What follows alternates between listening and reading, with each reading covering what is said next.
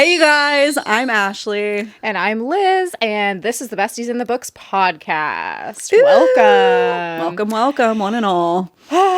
So today's episode, we have been mentally preparing ourselves for our whole lives. This day. Yeah. No, I'm just kidding. Yeah. Well, kind of, a little bit.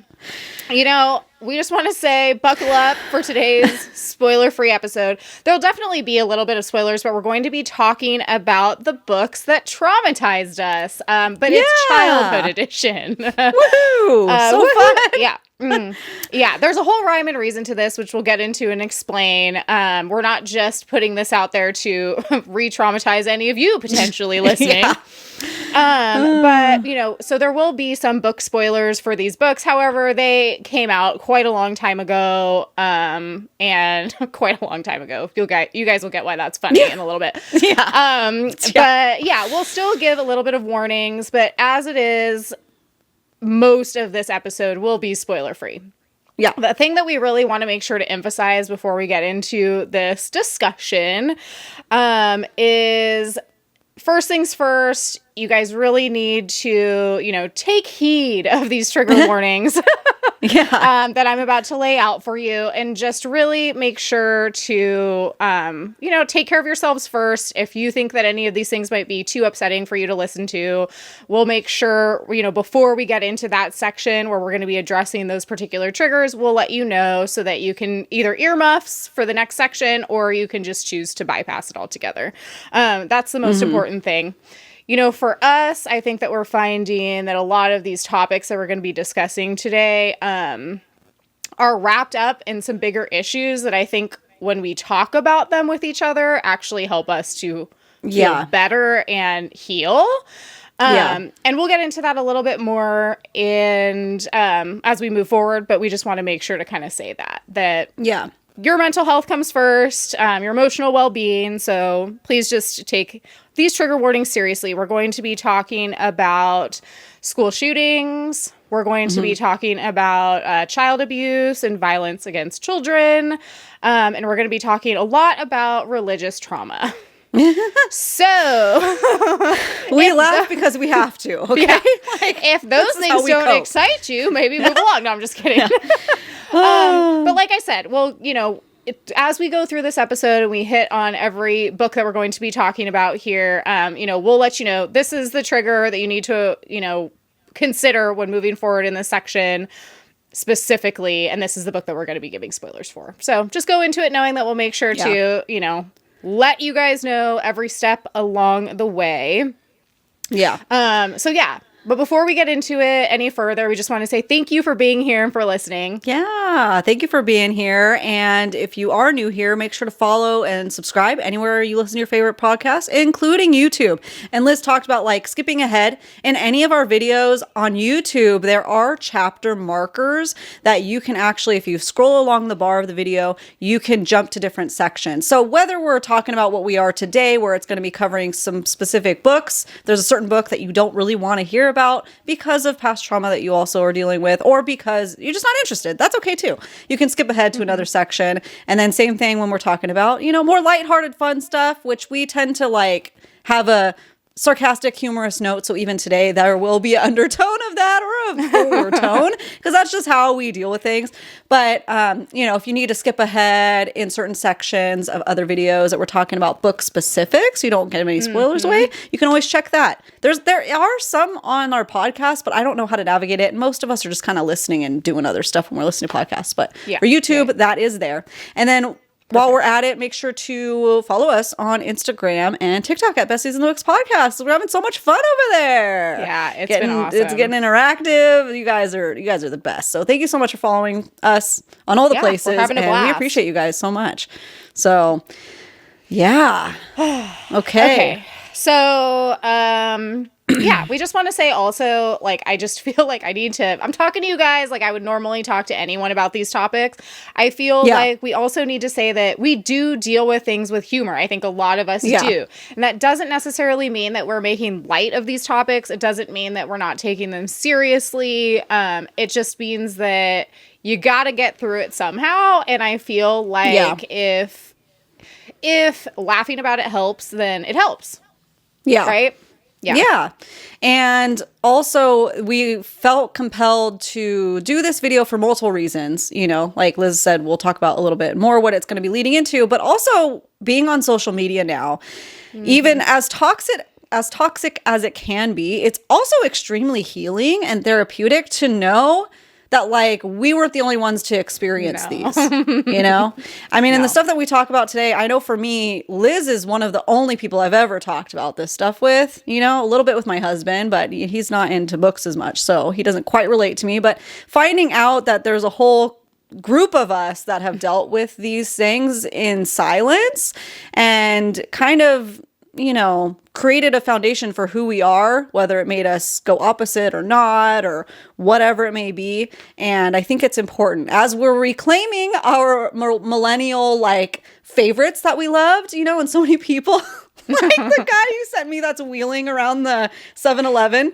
You sent that to me, right? He's healing, He's healing like stuff with all his favorite like candies as a kid. Like, you know, we're rediscovering, reclaiming who we are and what we love. We also like are finding things that maybe traumatized us and triggered us and finding out that, oh, we don't need to stuff that down and bury it. We can talk about it. And I think that's important. So that's why we're here. And I think that there's a lot of like, I feel like for a lot of us, there can be a lot of fear about talking about these things because we don't want to necessarily like offend anyone.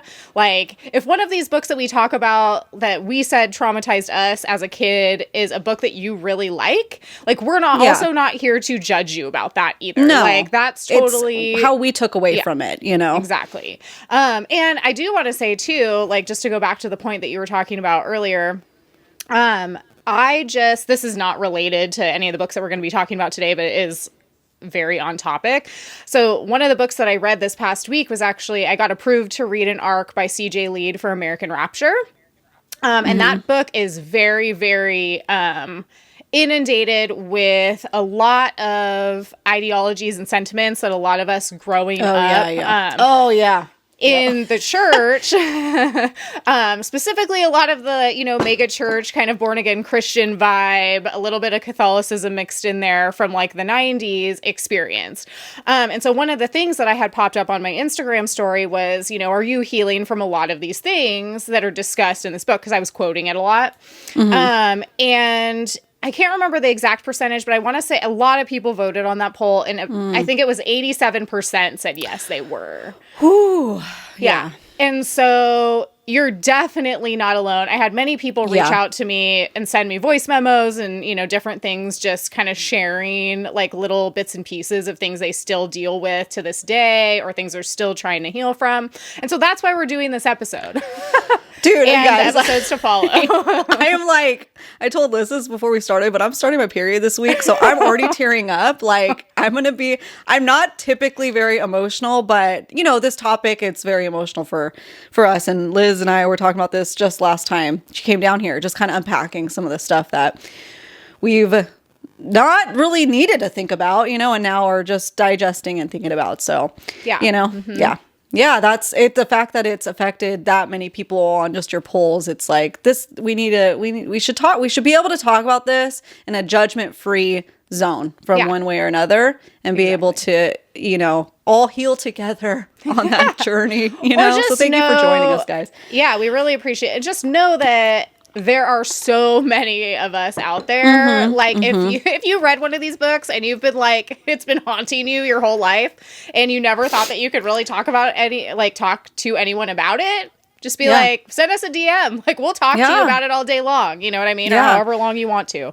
So yeah, for sure. I think that is the most important thing to bring out of this. But anyways, okay, so let's start off, before we get into it, let's start off with our faves and fails of the week. Yeah, let's do it. Let's go. So why don't you go first this time? Okay.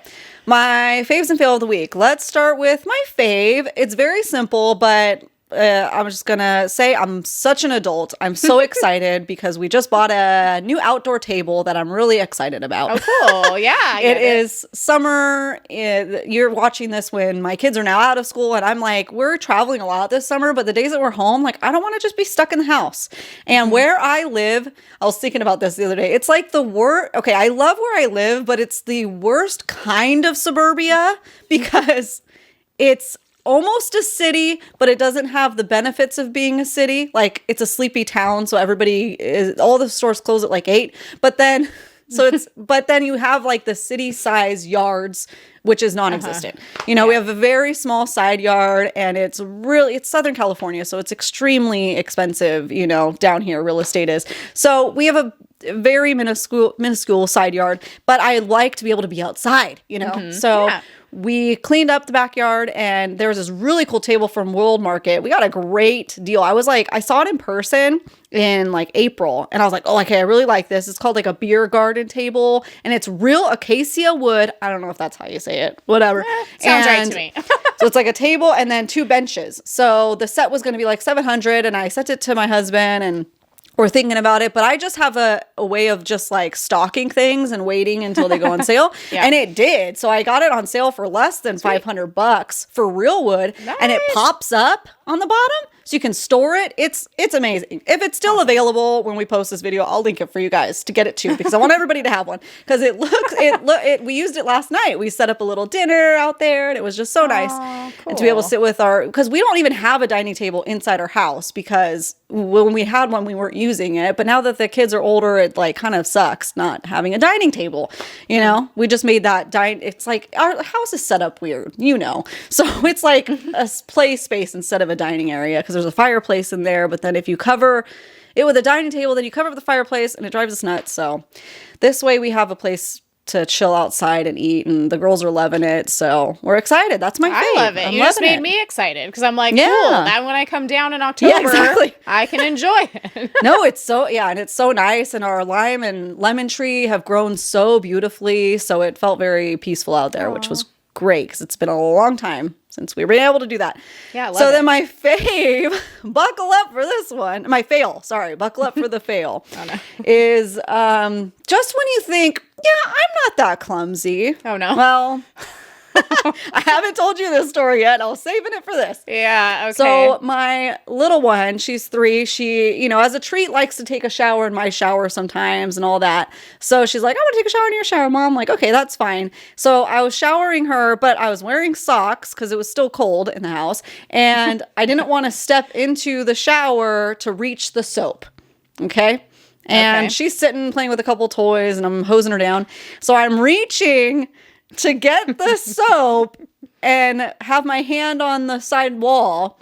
And I'm not tall. It was too far. And I slipped, and I felt like it was slow motion. My husband was sitting in the bed, on his phone watching. Oh, so he was right there. Yeah, he was about to jump, because he said it looked like it was in slow motion. I'm like, well, good, because it felt like it was. Because I don't want to fall on her. It's a little glass case of emotion type of shower. So there's glass involved. I don't want to fall on her. The soap I was reaching for is like a big gold, heavy duty pump. It's that Salt Air brand from Target. Yeah. Smells great. 10 out of 10 recommend it, but it could do some damage. So I'm always scared it's going to fall on my feet or something. So I'm having to make decisions. Things are happening. It felt like a superhero, but the worst kind. And I knock the bottle out of the way so it doesn't fall on her head, and then I twist so I don't fall on her. Oh my gosh. I have these huge talon nails, so of course I jam my fingers, and then one nail goes flying off. My phone was in it was just so chaotic. My phone was in my sweater pocket, and so I basically half upside down. The phone goes flying into the water. I missed her, which was perfect, which was great. I'm so glad I missed her. But then, these showers have a lip on the edge. Yeah. And so I jammed my shin into that. So I still have a bump. That hurts. It was just a scene. And my husband's like, dude, are you okay? Literally, no. Please finish that. And I just laid on the ground for 5 minutes. And everything hurt the entire time. My fingers are hurting. My shin's hurting. Everything's hurting. Aww. And I'm like, well, maybe I am clumsy. It's because I try to do too much. Yeah, exactly. And so I should have walked to her bathroom and got the soap. I'm like, my soap's right there. It's fine.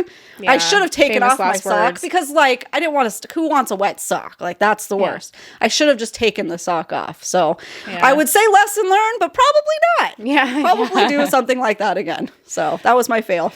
I just know I'm clumsy, so I try not to tempt fate too much. You know what I mean?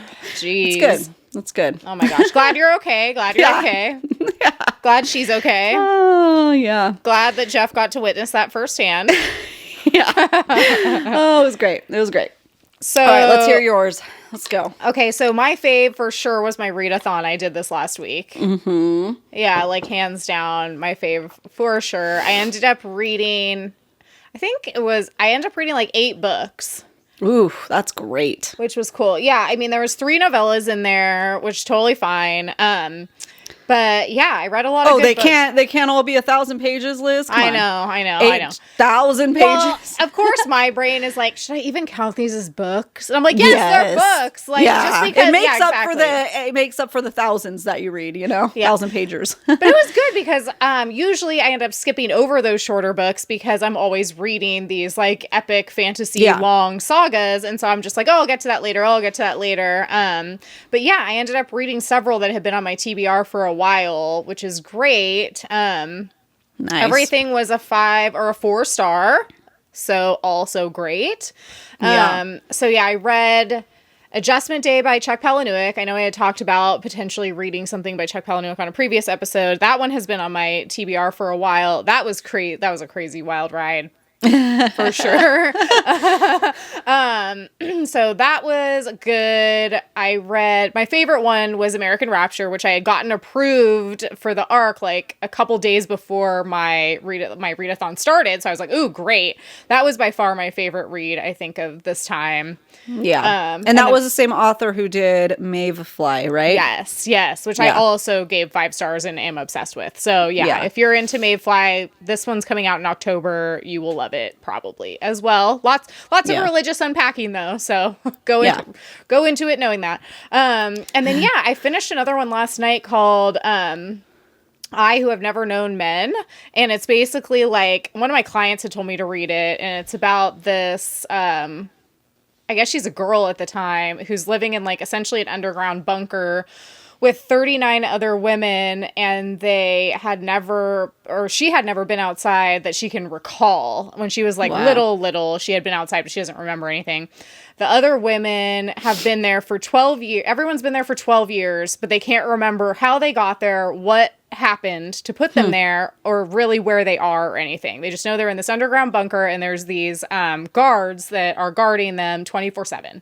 Basically. That's and crazy. they can't get out. Yeah. Until they do get out, and then obviously the story moves forward.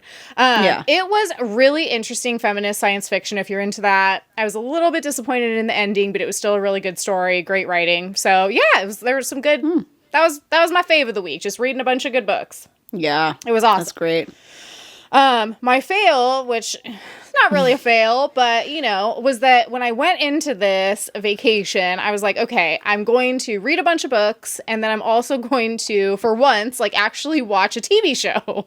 Because, like, I'm really bad about watching TV. Like, I hyperfixate on a show if I know I love it. Like, I've already texted my husband, like, we're having a date night on, like, the night when House of the Dragon Season 2 premieres. Like, it's going to be a whole thing. Like, I'll cook us a dinner, like, a dessert. Like, it's going to be a whole thing. So when I love a show, but, like, otherwise, I have a really hard time watching TV. Yeah. And so I was all like, okay, I'm going to watch Outlander finally. I'm going to make it through like one season. And I didn't watch one episode. I didn't even start it. I was like, I just, given the option to like read or watch TV, like I said, unless it's like a Game of Thrones or like Sex and the City level show, I'm just not going to turn it on probably. Like, I'm just not. Yeah. And so someday I will watch Outlander. Well, I feel like people that love Outlander love it, like, just as much. Yeah. Like, epically. Totally. Well, and Kanan probably would like it, too, so you could probably watch it with him. You don't think so? No. Okay, so here's the thing, is that, like, back, I don't know, this was probably a couple years ago, I was like, let's try watching Outlander. Like, I told him that. Yeah. And so we sat down, and I tried to watch one episode with him, and he was just like, wasn't into it. And so I gave up. And that was like the only, so I've technically watched like maybe half of the first episode or something like that, but that was years ago, so I don't really remember it. And that was my attempt at getting him to watch it too. And so, I don't think so. Maybe, but probably not. And I want to just be able to like immerse myself in something that I enjoy and not have it ruined if he doesn't like it. You know what I mean? Yeah, for sure. Oh, yeah, for sure. Yeah. Oh, this just reminded me of watching things with our husbands. We finally watched the rom-com everybody has been telling me to watch, including you. Anyone But You. Oh, yeah, cute. Didn't like it. Really? It just was like, we were just making fun of it the whole time. I mean, that's the point. It's just kind of like stupid and like silly. Yeah. We didn't like the main characters, so that was really, it was distracting, you know? Wait, which one? Both of them or just one or the other? Oh, both of them. Both of them, equally. Yeah, they both bothered us. That's interesting. I felt like it was just a little try hard. Like it was trying to be rom-coms again. If you guys like it, that's totally fine. A lot of people liked it, but that might also be the problem is so many people were telling me to watch it and like, you're going to love this. It's going to be so good. Then my expectations were really high. So then I was like, you know? Yeah, was it like a freaking Oscar winner? No, by no means. Yeah. But I felt like it was a funny, cute, just like easy breezy, like, you know, just a fun comedy to watch. Although I will say, you guys should try watching The Fall Guy because I really enjoyed that too. And I felt like that was a better rom-com. Than that one. We'll try that. We'll try that one next. Yeah. Because that's people that we're used to too. You know, So there we go. They were just okay. Here's my critique, and it's so mean. Okay. That's fine. But it was a funny observation. Listen, we were in a state of observing things. I'll just put it that way. Okay. Oh, I see what you're saying. Okay. I'm reading between the lines. So we were hyperfixating on the wrong stuff. The main actress's eyes were really far apart. And the main guys were really close together. And it was freaking us out.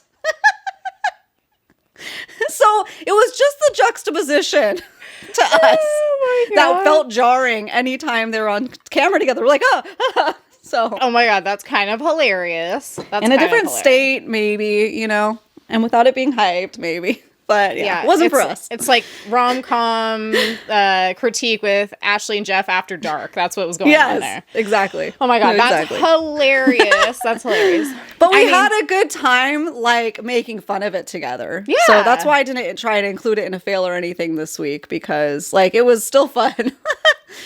Well, it brought us joy in that way. Yeah, I would say you know who the best part, the best part of that movie? What? And I told Jeff this too, because we were just like critiquing all of the actors and actresses. Or like even the Australian girl, she was supposed to be like super hot model, but she was just like weird. But anyways, what is his name? Dylan McDermott, is that his name?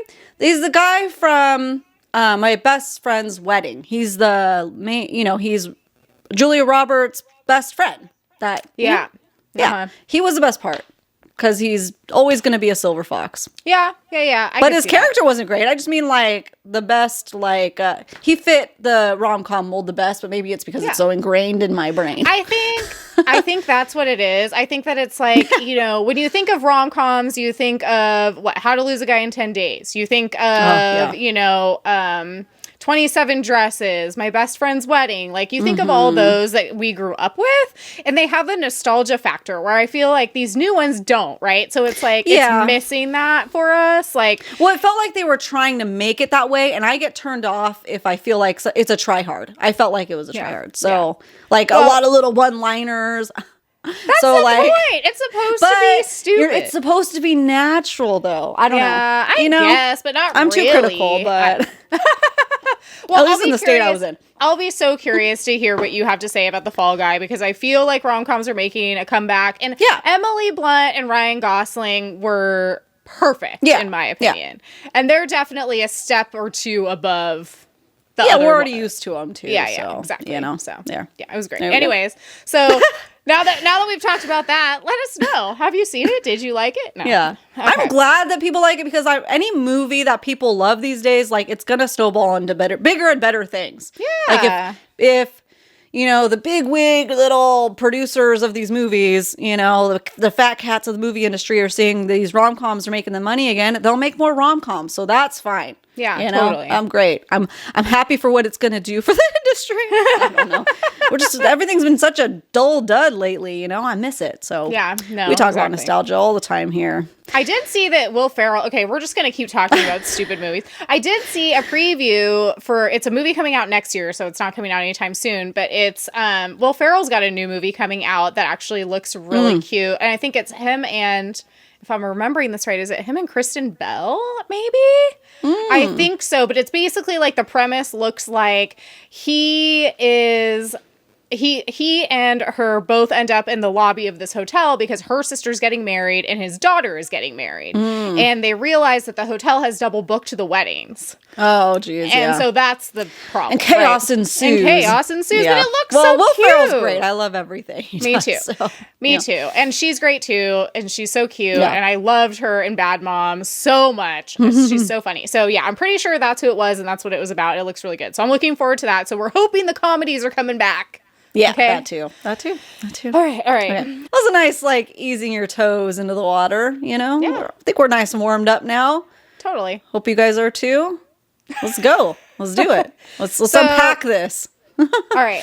So we thought that one of the best ways to kind of kick this off would be to just like to set the scene, to paint the picture, to give you guys the vibes of what it was like growing up for us in a nutshell. So like we're not going to get into like the super nitty-gritty details of it.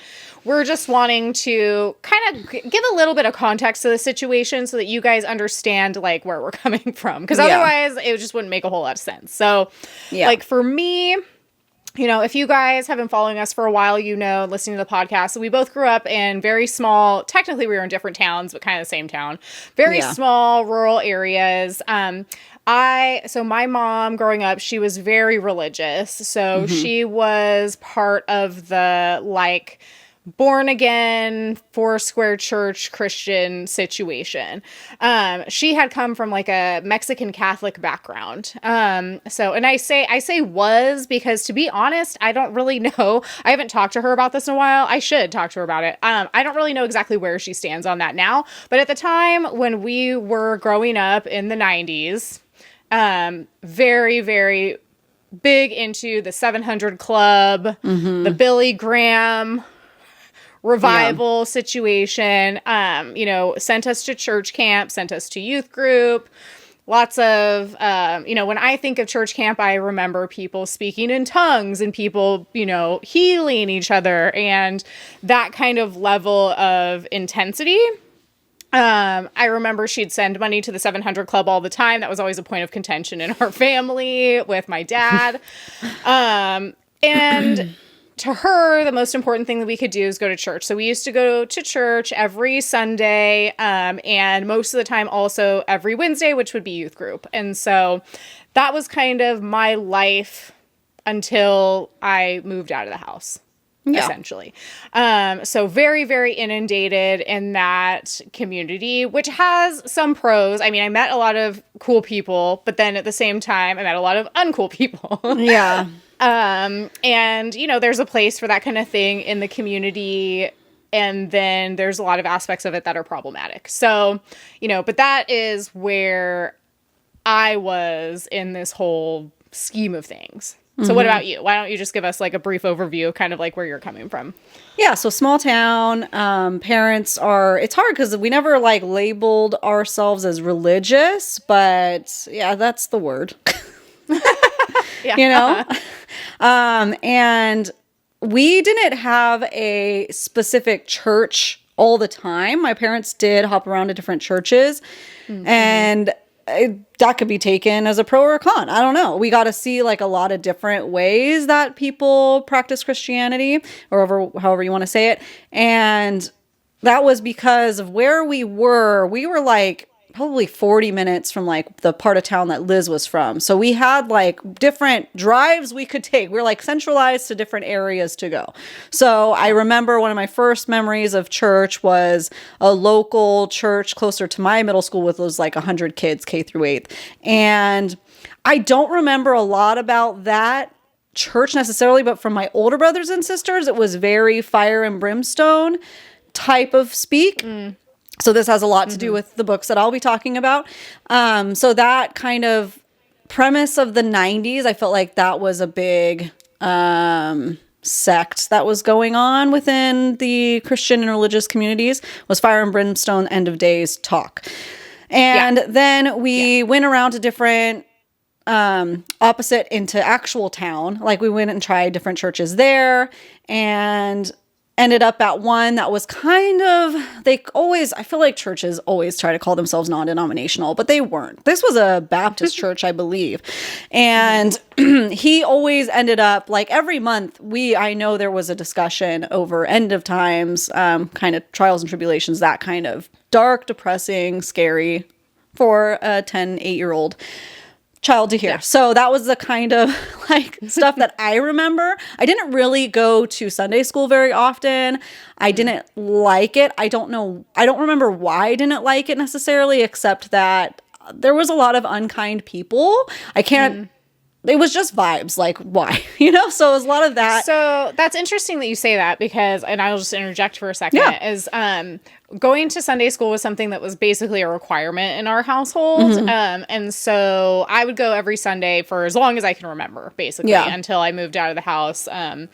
And for me, and I think this is important to say, when I was really thinking about this episode and about why books are so important in the grand scheme, is I was thinking about the fact that I can never recall a time when, even though I was brought up in the church, I went to Sunday school every Sunday, it was a thing that was basically non-contestable in our house. I never believed anything because of the fact that I think that I read so much. So that was always my outlet. Was I was allowed to go to the library. My parents took me to the library a lot. My grandma was a huge reader, so she would usually take me to the bookstore every time I would visit her, and we'd go pick out a book. And the majority of the things I read were fantasy. And so I read a ton, even as a little kid, ton of fairy tales, my Disney books, my whatever. And so when I would go to Sunday school, I remember thinking, it's just the same. It's just the same. And to me, it was like, it was never a question of whether I believed it was true or not, because it wasn't meant to be true. It was just meant to be like all these other things that I read all the time.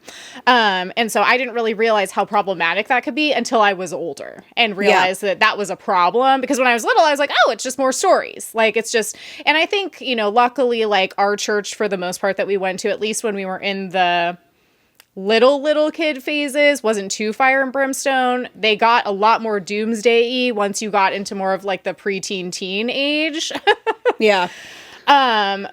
yeah, so anyways, I did think about that and thought it was really interesting that just like me reading other stuff helped me even when I was that little. But anyways, continue.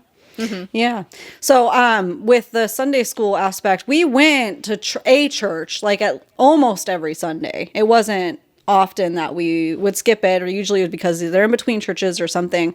But for some reason, my parents left the option for me, and I would choose not to go to the children's Sunday school. So in other words, I was hearing stuff that maybe I wasn't supposed to. I mean, it's hard to say. Like, maybe it was too heavy for me because these churches that they attended were very heavy.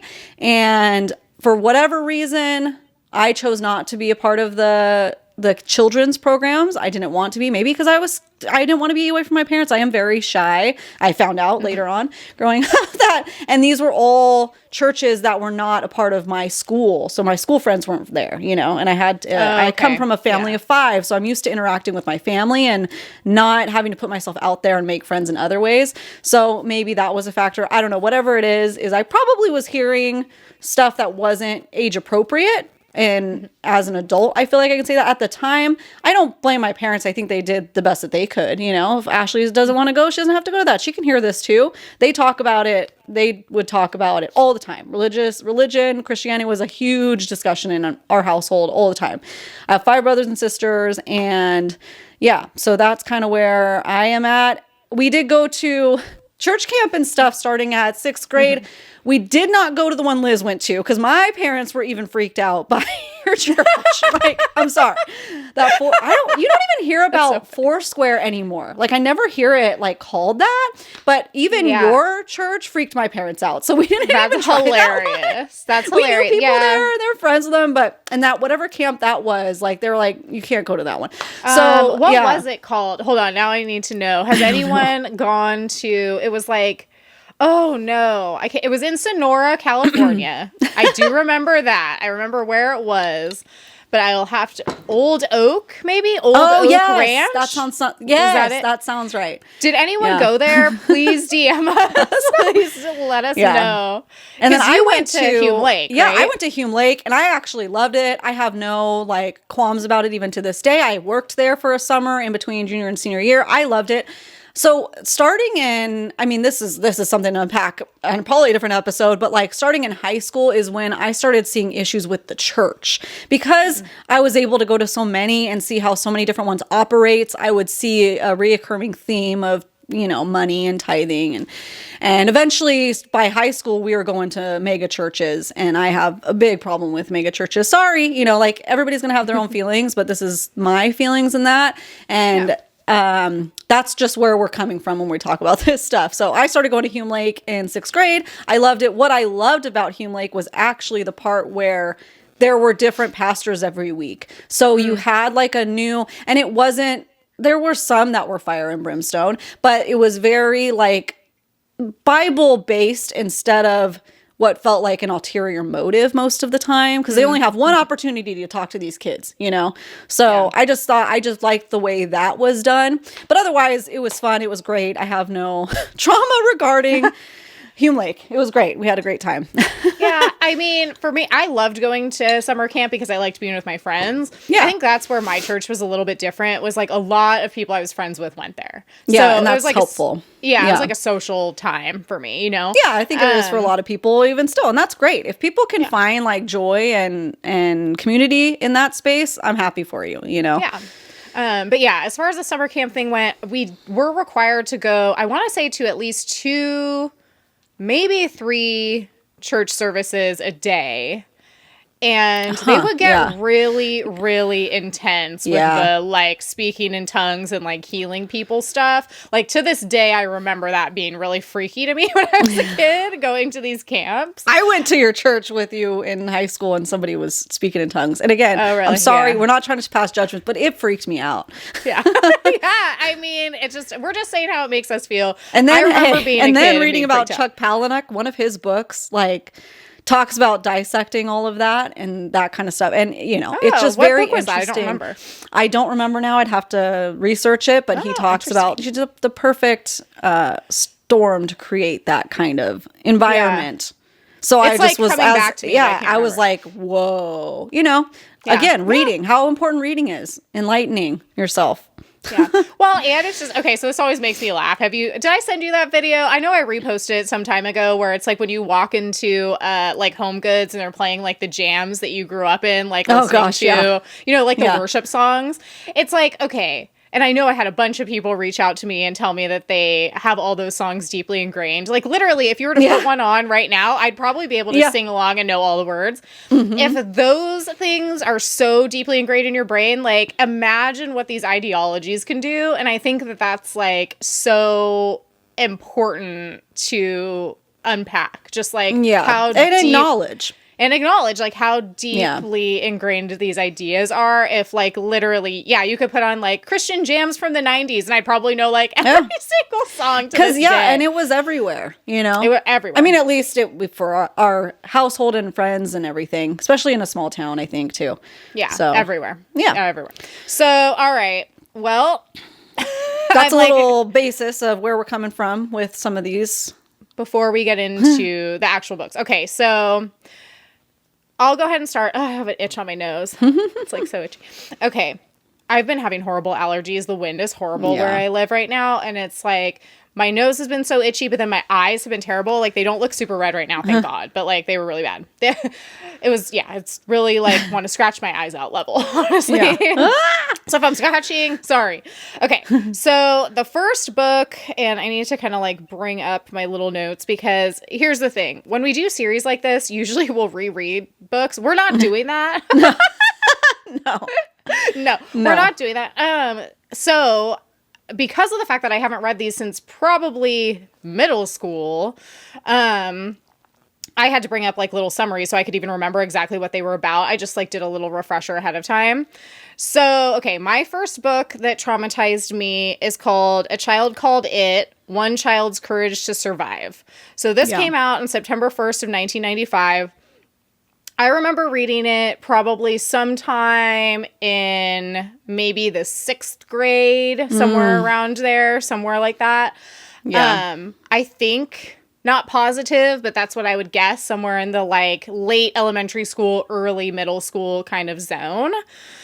And so for anyone who doesn't know, this book is, this book chronicles the unforgettable account of one of the most severe child abuse cases in California history. 6th grade. Yeah. So it's the story of Dave Peltzer, who was brutally beaten and starved by his emotionally unstable alcoholic mother. That's the summary from Amazon. Oof. Okay. I'm not even reading the whole thing because it's like, it's pointless to continue on, but it is his story. So, you know, on that one hand, great. He's writing this memoir about his life, like, as, you know, he should if he wants to. It's part of, I want to say, a trilogy. Yeah. So there's a second one about him being in foster care. I think I read the whole trilogy, but to be honest with you, the only one I really remember reading is the first one because I think I kind of blocked it out. Yeah. But when I was looking at the covers, I was like, I think I remember reading those ones too. So the second one is about him being in foster care. And then the third one is called A Man Named Dave. And it's about him like overcoming this trauma as an adult. Why was I reading this when I was like in the 5th or 6th grade or like somewhere in there? Like, to me, looking back on it now, and it's very highly rated. It gets a 4.7 stars, like out of 15,000 ratings on Amazon. Yeah. We don't know the demographic rating it that. You know? No. And the thing is, it's like when I was looking this up, because I don't really remember a whole lot about it, aside from the fact that I remember reading it as a kid and just being so horrified at these horrible things that obviously his mom would do to him as a little kid. You know, it's terrible. Yeah. And I mean, that's the emotion that should be elicited from a book like this. But there's no reason why the adults, this is how I feel, the adults in my life should have been recommending this book to me to read. I wasn't, I was into fantasy and stuff. I wasn't going to the library and checking this out. It was because it was circulating around the community, specifically within the church. And like the cover, if you look it up, it's like a cloud. It's like a little boy with his face. And then there's like a hand kind of like holding his face, but it's made out of a cloud. So it kind of like insinuates that that's like, you know, God or Jesus or, you know, someone helping him to guide him to survive through this like traumatic situation. Oh man. Yeah, it was very, very pushed in the community. And yeah, I think it was given to me by one of my mom's friends maybe to read as a kid. Yeah. And my parents were completely okay with it as well because it did have that like overcoming trials and tribulations through the strength of God or whatever you want to call it. So that's what they were, you know, interested in it teaching me, right? Which again isn't necessarily problematic until you're looking at the subject matter and you're like, whoa, this is not, in my opinion, something that a kid should be reading about. It's not age appropriate. No, it's not age appropriate. Yeah, especially without guidance too, where I'm sure you're just, here you go, read it. Yeah, and also like what to what end? Just to make me feel badly, you know what I mean? Like obviously I don't think anyone should ever go through something like that, but I don't know, like really, other than just reading about traumatic situations, like what I would get out of that as an adult or as a like I as can a kid. understand as like, you know, to read about other circumstances being different than your own. You know, we talked about this in one of our previous videos, is having the shoe on the other foot, you know, finding, learning empathy and stuff, and how maybe you don't have it so bad, but it needs to still be age appropriate. That sounds like, I know I've seen TikToks of people unpacking their trauma, and that's the book that is always on people's list. Oh, really? Yeah. See, and this is why I think this episode is so important. I don't know that I've ever talked to another person who's read this before, ever. So they're out there. Somebody's listening to this right now and going, oh, yep. And at that age group, too. Like, just too young. It's not that that book shouldn't exist. We're not about banning books at all. It's just like, we had a time. It's always going to happen. What am I talking about? But I was specifically about the 90s, where people are stopping books, but it's happening today. People are trying to ban books and take things away, but it's like, but then they're handing that book out to 5th and 6th graders. That's the issue. And it's like, a real story. Right, but you want to freak out about fantasy? Like, yeah. Oh my gosh. Yeah. It's like, given and we'll talk about this towards the end of the episode where we're going with this series, but yeah, given the options that are available out of all the books in the world, why was that in my hands at that age? Like, I shouldn't have been having to think about that. And like you said, like, it's not that that book shouldn't exist. Memoirs are so important, and that's excellent that he was able to tell his story and overcome his trauma, but I don't even think that a little kid is capable of understanding those types of concepts when you're that age anyways. It's more for an adult level reading. Well, look at when we were younger, we were reading and eating up and collecting all of the Dear America diary-esque journals that were written of people in war. Anne Frank, like all of those extreme like circumstances that were done in such a way that didn't traumatize us. Yeah, exactly. At least me and you. I don't know if it traumatized anybody else, but you're learning about historical events. You are learning about real things, but it's done in a way that is easier for children to handle. Like, I would be curious to find out, was a child called it meant to be in the hands of people that young, or is it something that just got taken over and pushed, you know? Yeah, my inclination would be that it got taken over, kind of co-opted a little bit by the church and pushed. But I don't know. I don't remember. Weird. It was a long time ago and I was young. Yeah. I don't think that it was written for kids. That doesn't make sense to me, but like, who knows? Yeah. Who knows what the intention really was? Different times, exactly. Okay. So why don't you get into your first book that traumatized you? So my first book that I remember traumatizing me, and purely because of the age, again, was I would stay up all night and consuming and stressing out and reading the book of Revelations in the Bible. That's why earlier when I was like, spoiler alert. It's old. It's very old. It's been out for a while. Spoiler, they talk about the end of times at the end of the Bible. And I just feel like at that age, it was encouraged let me rephrase that. At that age, I shouldn't have been reading it. It really freaked me out. And it gave me a lot of unnecessary stress. I should have been reading the Chronicles of Narnia, that still has Christian undertones to it. I should have been reading other things. Like I said, I have no hard feelings towards my parents. They were doing the best that they can. They had 5 kids. And I should have been discouraged from reading it at such a young age instead of, Ashley's reading the Bible. That's great. I'm reading the book of Revelations and having a panic attack in my bedroom, So it was really traumatizing. It was really scary.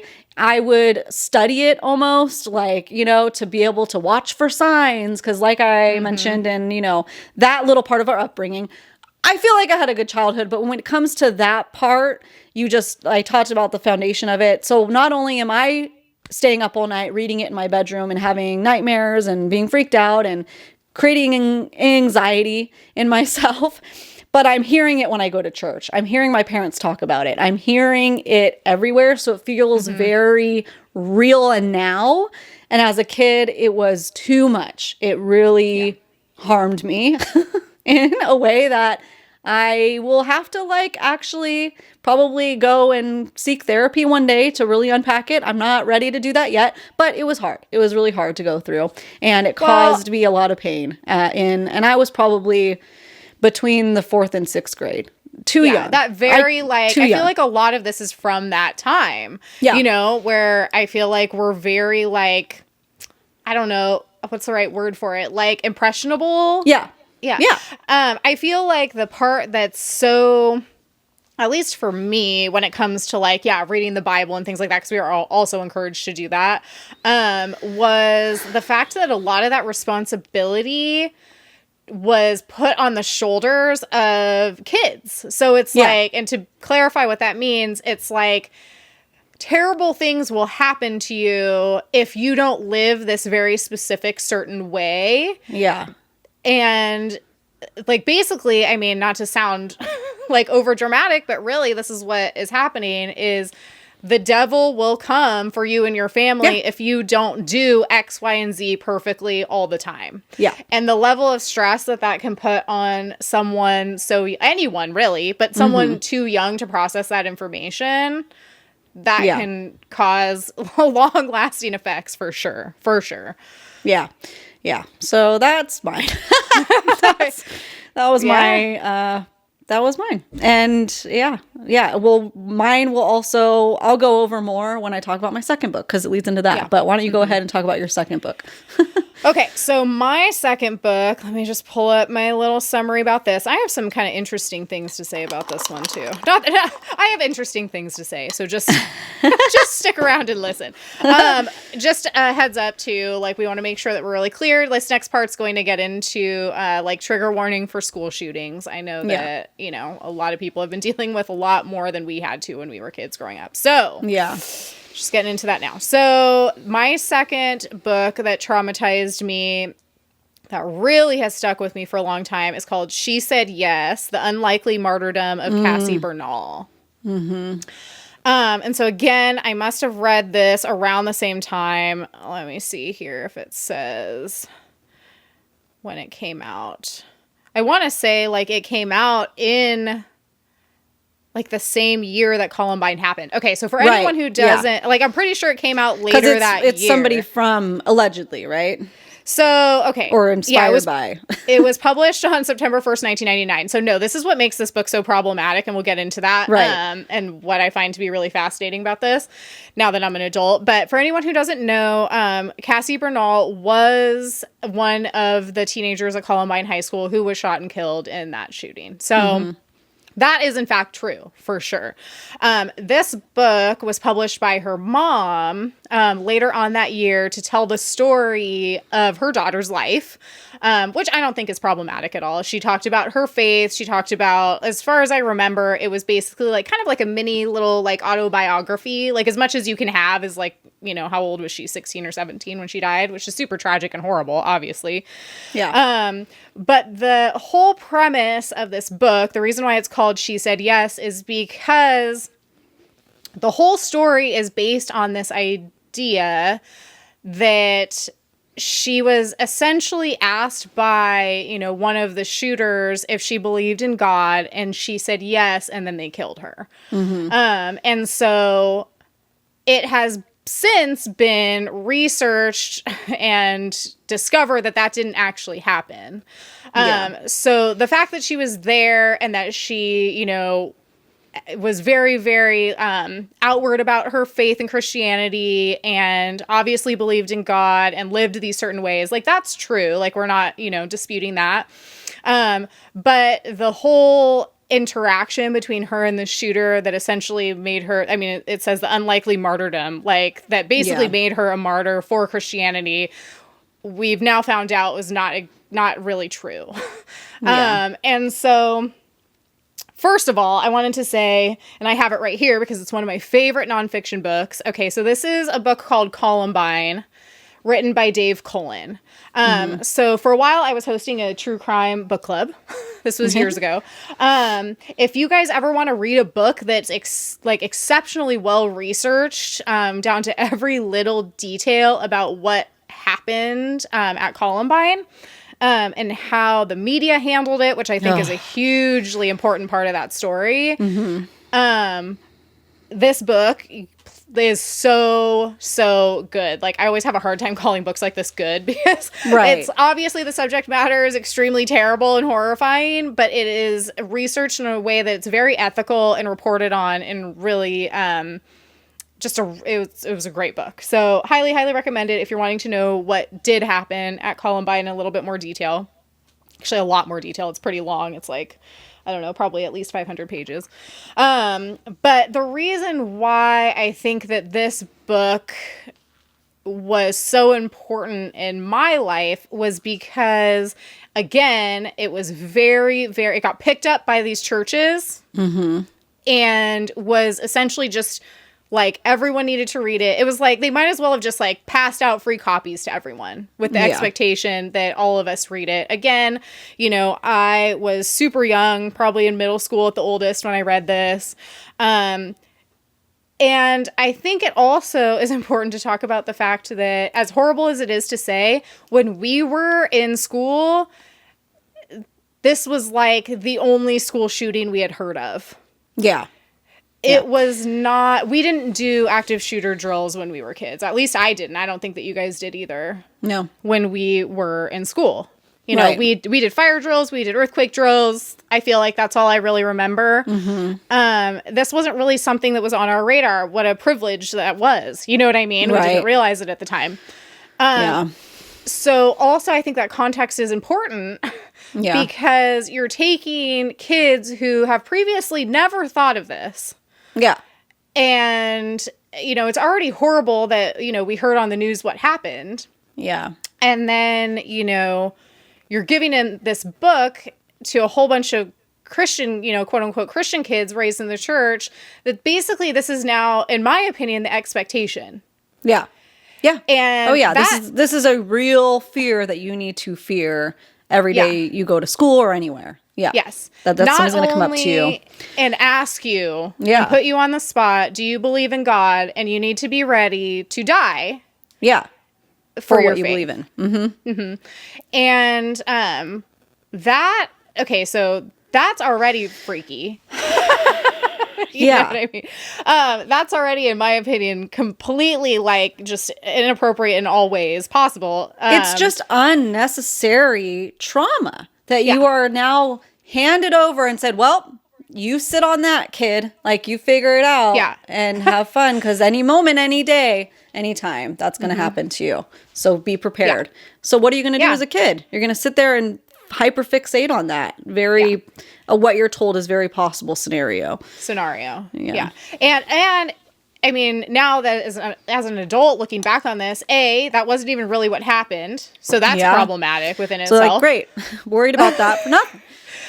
But for me personally, it was kind of like I had anxiety coming from all levels, because I was like, okay, now I have to be willing to die for this faith that I don't have because I did not believe in it. So then I'm doubly as anxiety ridden because I'm worried about this potentially happening to me. But then I'm also worried about, what if this happens and I say I don't believe in God, and then everyone in my entire community and family disowns me. Yeah. But they'll find out because I don't want to lie if they ask me that and they literally have a gun to my head. Yeah. It's just, like, you shouldn't have to be freaking dealing with that at that age. You should be playing in the mud, you know? Having a good time, playing with your freaking unicorns. Exactly. And so, that was definitely a big one for me. I've thought multiple times about rereading it, especially after I read Columbine, because I was like, okay, well, now I know, like, I have a lot more context for it. This book didn't traumatize me at all. I found it to be extremely useful. And I thought about it and I was like, you know what? No, I still couldn't bring myself to reread it. You don't have to. Like at some point it's like, what's even the point of that? Like, aside from just like redrawing, like restirring up like old trauma, you know? For no particular reason. I think that talking about it like this is, in my opinion, more useful. Yeah, for sure. Okay, so that was my book 2. If you read that, please let us know. Well, I think that book might have been, I don't know for sure, but is what sparked that book that was circulating that I somehow managed to escape. Kind of. That book, Jesus Freak, was a bunch I of never short read that. stories about that. And then, no. of course, we find out later that most of them are fiction. I don't know what percentage or whatever, but it's something that came up at Hume Lake probably when I was in 7th or 8th grade.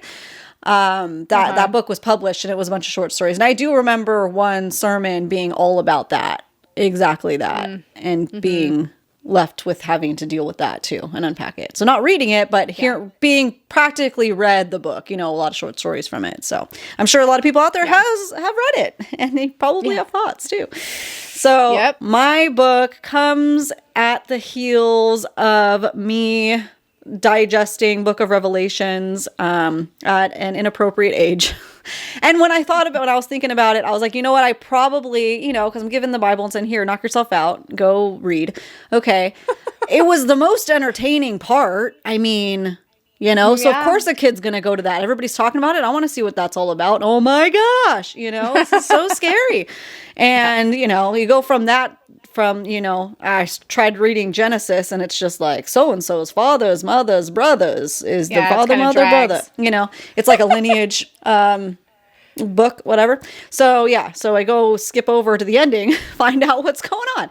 So that, on the heels of that came the Left Behind series. Oh, what fun it is to ride in anxiety sleigh tonight.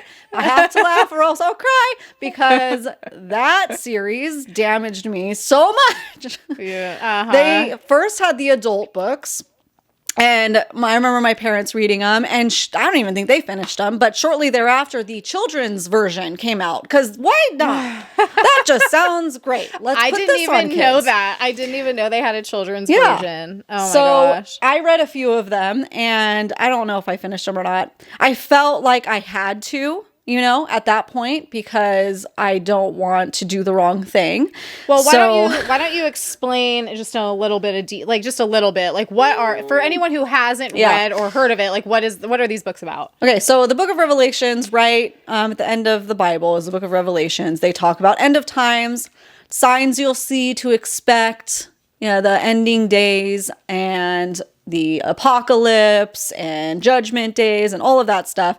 And then Left Behind is essentially that played out in whatever modern times you want to pick, So that times in the 90s, like what it would look like right now if the rapture began. So planes falling from the sky, you're running into you think that, maybe there's different vantage points from the series of like perspectives. There's people that do not believe in God, and there's people that do believe in God, but maybe didn't really, or I don't know. It was really weird. It was not cool, man. So, so you have like people finding just clothes laying on the ground as their bodies evaporated. And like, it's funny now, but like as a kid, it like really freaked me out that like, what if I don't, because for me, it was like my train of thought throughout all of this in my childhood was not feeling like I did it right. Like, what if I didn't accept God good enough? Like, what if I wasn't really heard?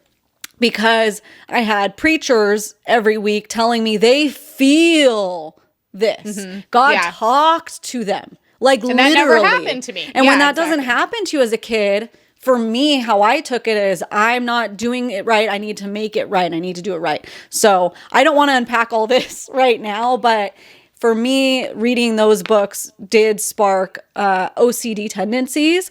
I never have been to a psychologist. I haven't actually been diagnosed with that at the time. I don't deal with it now so much unless I start getting really stressed. So I don't want to unpack that right now. But it really did harm me for many years. So I just feel like that's important to say, that I was so scared if I looked at something the wrong way, my family would disappear, the rapture would happen, and you'd be left behind. And I would be left behind. Yeah, like I shouldn't be worried about that in the 4th through 6th grade. So that's what the Left Behind series is all about. what would happen in this day and age if the rapture happened and what that would look like. So it's just very anxiety ridden and super scary because it's not coming from, and I think this is important, it's not coming from a fantasy element. It's coming from, okay, I just read the book of Revelations. This stuff is exactly supposed to happen. And now this is contextually in my hands what this would look like. Scary. Yeah. That's so scary, you know? So it's interesting that all of our stuff is like built on, it's not the fantasy realm that they're so afraid of. These are like real life things going on, like your memoirs and everything. That is harmful. Yeah, exactly. It's not made up. I mean, it is, but it's not. Yeah, exactly. I think that one of the other things that I was thinking about when I saw that Left Behind was on your list, which I knew that it was going to be, was every year, and I don't really remember exactly what this was. I need to like ask my mom about it. But I know that like every year, it wasn't our church that would do this, but it was another church that was like maybe like a 15-minute drive away from our house, would do a play about the rapture. Oh my gosh. Yeah, literally, like it was like a whole thing where they would do a whole play. It was like, you guys had like Christmas plays? Okay, well, we had rapture plays. Okay. So there's that. But yeah, I remember every year my parents would go to this like rapture play, and my sister and I weren't allowed to go to it until one year we were. And I remember, all I really remember is like, I don't know, like this really vivid image of like basically the people getting left behind having to deal with like confronting the devil, like in the sense of like an actual like how. Like now it's funny because it would be like, you know, that movie that I love so much, Legend, where like Tom Cruise plays the guy who's trying to save the unicorns and Tim Curry plays the devil. So it was kind of a very like smoke, you know, like smoke machine, devil dressed up like in the red outfit, kind of Tim Curry devil. But still the sentiment was that if you got left behind, you would have to literally come face to face with the devil. Yeah. And it was, I remember being super freaked out when I was a kid. Like, and I feel like I'm glad that we weren't allowed to go to it when we were too little, but then obviously I was still very like affected by it even when I was a little bit older. So it's crazy. It's crazy, man. Yeah. So, okay.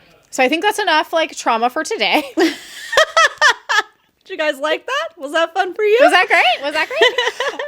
Okay, so I think that it's important for us to explain, aside from the fact that we really want to open up these conversations and have them with you guys so that you know that you're not alone here. Yeah. Why we're going down this road. Yeah.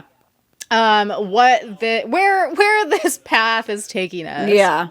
And so basically we just wanted to say that this is going to be part of a series that we're kind of like officially, unofficially calling our Satanic Panic Series. Mm-hmm. So, you know, obviously we're aware that this is not the original Satanic Panic that happened beforehand, but that's why we're calling it this, just to kind of like bring a little bit of like, almost kind of like humor to this really intense situation that we were dealing with in the mega church craze, born again Christian craze of the 90s. I mean, this is still going on. Don't get me wrong. Don't get us wrong. But we're just talking about what we experienced. And so the reason why we wanted to make this episode is to kick off that series because we're going to be doing more. We're not going to be doing any more like books that traumatized us as children. Like that's over after this. Yeah. But the segue is, instead of reading these books, we should have been, like you said, reading these other books that were essentially demonized or banned from us when we were kids. Yeah. When I remember being in the 5th grade, I think I was in the 5th grade, I'm pretty sure, when Harry Potter came out. Yep. And I was not allowed to read it. Everyone was doing their book reports on it. Everyone was talking about it. Everyone was so excited for it. And I was not allowed to read it. It was like there's certain books that my mom was kind of like, I don't want you reading that. But then, you know, I'd kind of sneak them or whatever. Yeah. Harry Potter was like akin to if she would have caught me as a 5th grader doing like hard drugs. Yeah. Agreed. Okay. Yeah. Same. Okay. Yep. It was that level of bad in our house. Yeah. And so the reason why we're doing this series is because Ashley and I are going to be reclaiming those things for ourselves in this environment. And we're going to be rereading certain things that we just never read as kids, starting off with Harry Potter. Yeah. Yeah. And we're going to do that with you guys. And we're really excited. And we're going to see, was it really that bad? Should it have been banned? Yeah. Or maybe should a child called it been banned for that age group? You know? Exactly. Yeah. What is really so bad? Yeah, what's really so bad? You know, and we're going to like dive into, what books were kind of on the chopping block when we were growing up, why, where that came from. And then, reading these that we still to this day, you know, have not read for ourselves and just kind of finding out. Yeah. And we know that there's a lot of you that are kind of in the same boat. We know that some of you guys are wanting to reread with us. We know a lot of you guys haven't read it at all. Or haven't read it at all. Yeah. Mm-hmm. Yeah. So we're excited for it. I think it's going to be really fun. Yeah, for sure. For sure. So if you guys are into that, there it is. We're putting it all out there. Keep watching. Keep tuning in every Tuesday. Oh, yeah. You know, if our Satanic Panic episodes are even like half as popular as our printer stuff, then we'll be happy. Guys, the printer sagas have been amazing. I love it. I love reading everybody's printer horror stories, you know? I mean, it's kind of like, to be honest, it's gone off the rails. Like, it's crazy how much printers, it's like a collective experience that everyone can relate to. And we just accept it, man. Yeah.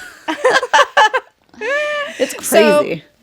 So that's where this is going. We're hoping to make this kind of like a summer fall kind of series where we're going to have some bonus episodes so you guys can read along with us on our Harry Potter journey. Yeah. Exciting. Yeah. All right. There might be 2 episodes a week when those are going on. So make sure that you're following and subscribed, you know, all of that. So you get notified when they go out. And follow us on Instagram and TikTok so you can see the announcements and join us on Fable and everything like that. So yeah, we'll make Fables for all of that stuff. So you guys can see where we're at and all of it.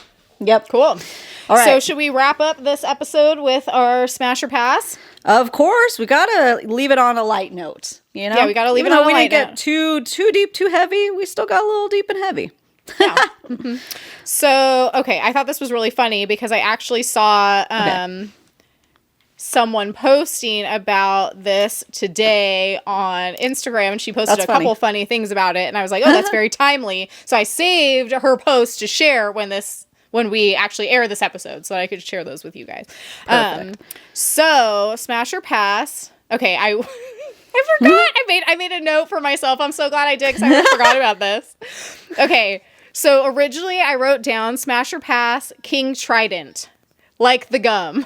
Oh. I was like, wait. This doesn't look right. I was like, oh, that's because it's not. It's King Triton. I don't know why. I just had like a weird like brain like blank out. All of a sudden I was like, Trident? Like what? That's so funny. Okay, so anyway. King Triton, animated and or the live action Javier Bardem version. Yeah, smash both. I knew it. I agree. Hey, it's not my favorite character he plays, the live action. Javier, we're not going to get stuck down this rabbit hole of saying his name wrong again. But, you know. Wait, it wasn't him last time. It was Pedro Pascal last time, wasn't it? Yeah. That we was were messing up? Okay. Yeah. Maybe. I do not have a way with words. Very bad at pronunciation. Okay. So, yes. If I had to choose between the two, something about that animated one, man. Something about it. I have a theory on this because yes, it would be a smash for both for me, for sure. Yeah. King Triton, he's just, I don't know. He just has it. He's got that energy, you know? Yeah.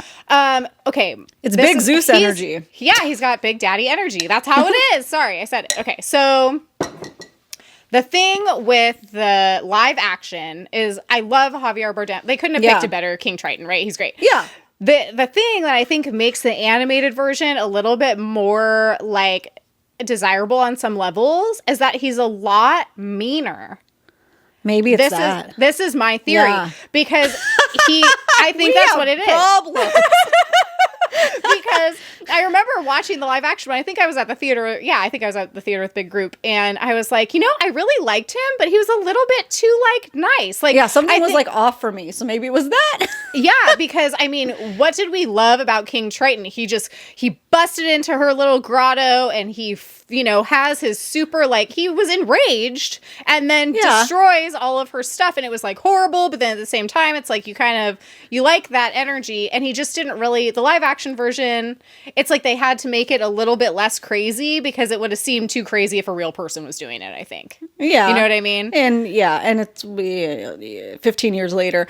Also, on the animated, he still has a moment of feeling guilt about destroying her stuff, but I almost feel like it was too leaned into. Mm-hmm. So I almost don't like that where it's I'm gonna freak out and blow up your stuff and then I'm so sorry. I don't like that.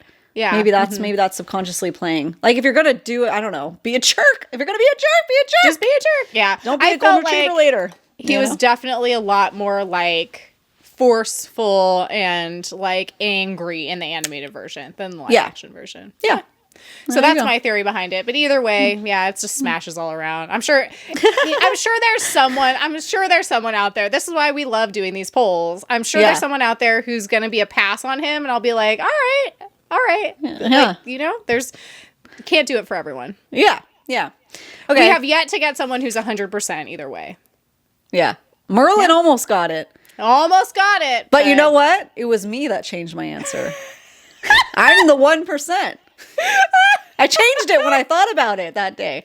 I was like, I love it. It was the dancing on the thing. No, I love it. I was just thinking, I was like, okay, the animated Merlin and Sword in the Stone, in case you missed that episode, I said pass. But then I was like, well, okay, it's circumstantial. If I was an old lady, in the woods like he is, great match.